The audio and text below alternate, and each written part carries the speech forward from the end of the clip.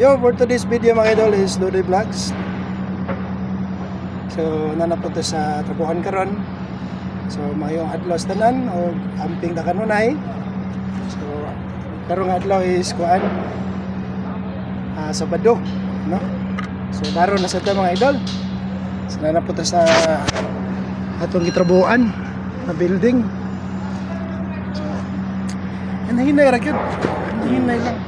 Pasulabi kayo kay kuan man nga nang lawas ay atong gialagad. Hindi kaya lawas. Duty ra punta pero ay pasulabi trabaho.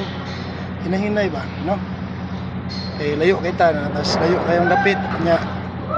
Pasulabi ta sa tuang trabaho. Ayun, hinahinay ra.